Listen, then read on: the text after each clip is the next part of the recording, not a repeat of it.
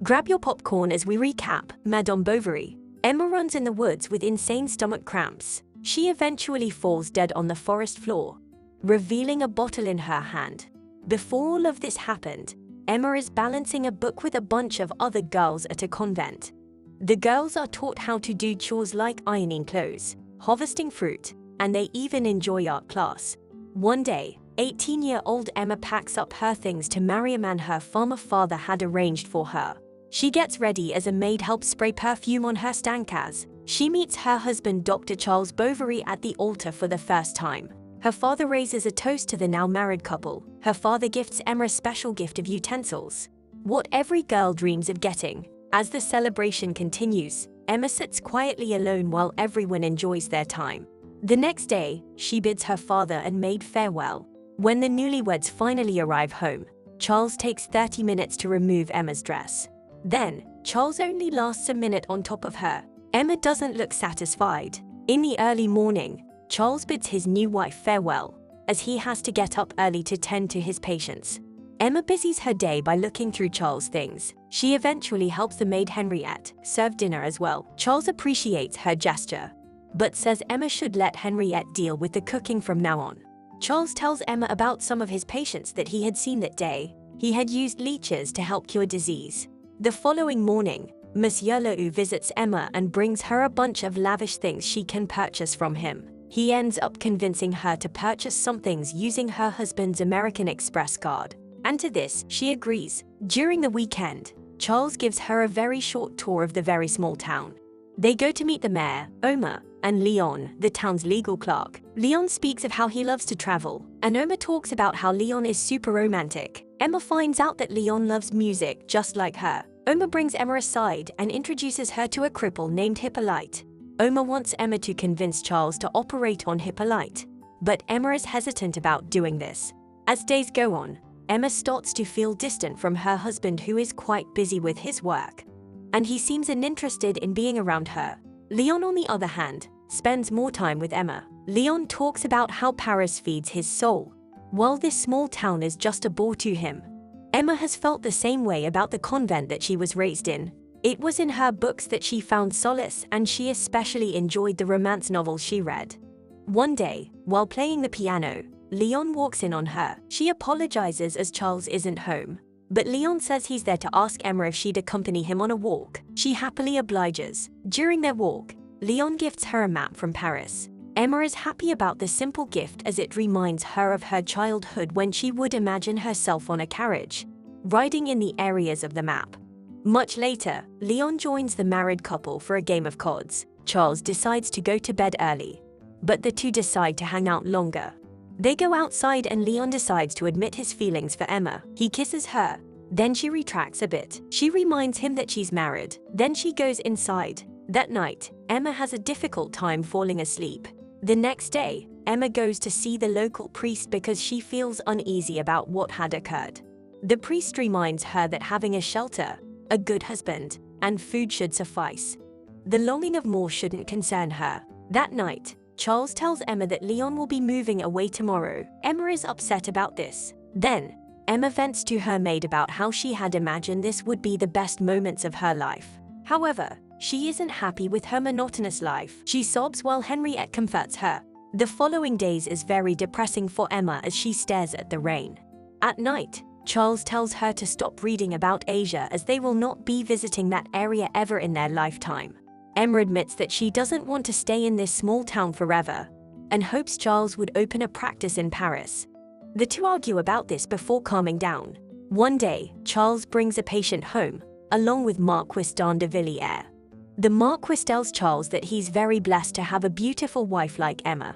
The Marquis invites the couple on a hunt, and they both happily oblige. This inspires Emma to visit Leroux to get dolled up. She agrees to put it on Charles' credit card. During the hunt, Charles would rather stay back with the food, while Emma agrees to tag along with the Marquis. The Marquis slowly approaches a moose, then slices its throat. Emma cringes at the sight, but then becomes mesmerized with the Marquis. On their way back, the two strike up a conversation. He gifts her the hoof of the moose for accompanying him. The following days, Emma becomes inspired to change up the decor of her house. She even asks Henriette to wear a proper uniform that Lou will make. Emma is a little worried about the price of gold candelabras, but Lou convinces her to spend more and not worry about finances. Subsequently, Emma tries to convince her husband to take risks in his profession because it could lead to him opening his own private practice in Paris. In town, people start to notice her expensive fashions. They bump into the Marquis, who sneaks a small note to Emma. After this, Emma lies and says she'd like to go home and rest. She opens the note that tells her to meet at a secret place. The Marquis tells Emma that he's been feeling depressed because he's without love. Emma admits that as a woman, she's not allowed such distractions. The Marquis admits his feelings for Emma, but she resists and only offers him friendship. He walks away furious because he got friend-zoned. After a few days have passed, Emma visits the Marquis. She admits her feelings for the Marquis, but he says she's all words and has no courage to take action. The two finally kiss and make love. Then, Emma leaves with a new sense of vigor and passion. One day, Homer comes to thank Emma for convincing Charles to operate on Hippolyte's leg. He congratulates Emma for being the wife of a soon-to-be famous surgeon. She doesn't seem too happy about this prospect though. Afterwards, Emma pays the Marquis a visit. After making love, Emma wonders if the Marquis has ever loved anyone before her. He straddles around her question, before straddling her some more. When Emma walks home from the Marquis' house, she hides her face from maids who watch her intently. On the day of the surgery, Hippolyte screams in pain as he's strapped onto a table. Important people in the medical field are there to watch. Days later at night, the group celebrate the success of the surgery. However, the maid calls them over saying Hippolyte is in terrible pain. Charles goes to tend to Hippolyte. He realizes he might have cut the wrong tendon and could result in an amputation. Emma is furious about the situation because she had hoped this would propel Charles into the medical field and would eventually lead him to opening his own practice in Paris. The next day, Emma vents to Henriette, frustrated that Charles is too complacent in his field. She admits that Charles is the cause of her misery and wished that Charles had beat her so that she could have a reason to hate him. The next day, Emma begs the Marquis to take her away. She tells the Marquis they can run away and get married in Paris. The thought of being married to Charles disgusts her as she calls him a butcher, not a surgeon. The Marquis tells her to be patient as he takes some time to arrange some things for their getaway. At lunch, Charles compliments Emma on her beauty, but she doesn't say anything. At night, she packs up as she makes Henriette promise to take care of Charles. She plans on leaving tonight. However, the Marquis sends a letter saying that they will not be running away together. This devastates Emma terribly. Henriette hides the letter in her dress. Later, Emma is unconscious and has gone sick because of the heartbreak. The following day, she's deeply depressed. Eventually, Charles learns about Emma's frivolous spending with Lou, who has come to collect payment. Charles says he is unable to pay. Then, Lou says he'll give him an extension, otherwise he'll have to get the law involved. Lou knows of Emma's illness and recommends she attend a fancy gathering with a new dress to cure her depression. At the event, to Emma's surprise, Leon walks in. Leon talks about how he's been enjoying the vast array of culture the city provides him. He invites the two to attend the opera with him tomorrow night. However, Charles says he's never understood the hype since it's so difficult to understand the singing. Emma is obviously annoyed about this and wants to stay, so she does. Emma and Leon rekindle their passion for each other and the two finally do it. When Emma returns home, Charles is crying as his father had recently died. Emma goes to comfort him. The next day, Lou interrupts their lunch. Emma doesn't want to deal with him at the moment, especially during a time of mourning. However, Lou threatens to reveal Emma's secret love affair with Leon if they don't talk in private. Lou warns Emma that her husband's American Express card debt is piling up. He knows that Charles will inherit his father's land though, so they could just pull money from there.